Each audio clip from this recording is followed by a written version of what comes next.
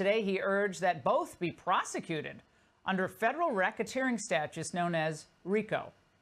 Their organization, Open Society Foundations, has funneled millions into the groups behind the protests that we've seen over the last few years, like Indivisible. That's the group behind the national Tesla protests.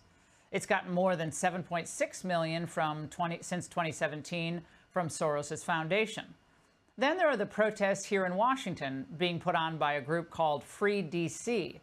It also gets money from nonprofits like Community Change and Community Change Action.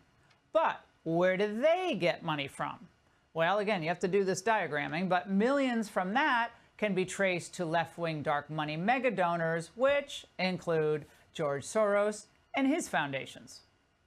So whether it's protesting Tesla or backing progressive DAs, his money has touched a lot, and not much of it is good, including illegal immigration.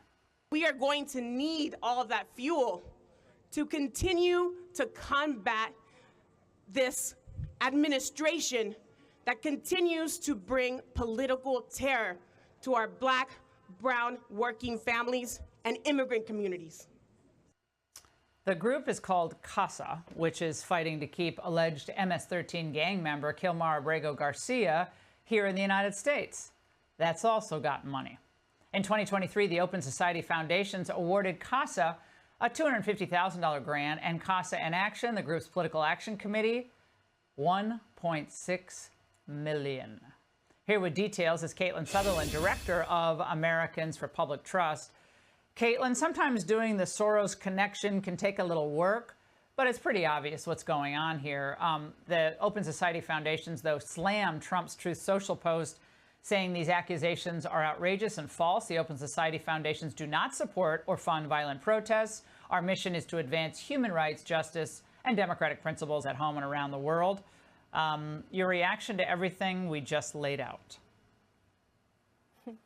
Well, good evening, Laura, and thank you so much for having me on. And you did an excellent job of laying out the pattern of dark money to these protests that we're seeing popping up across the country. Because as you know, Washington, D.C., we have been absolutely ravaged by violent crime, and President Trump is fighting back. But who's there?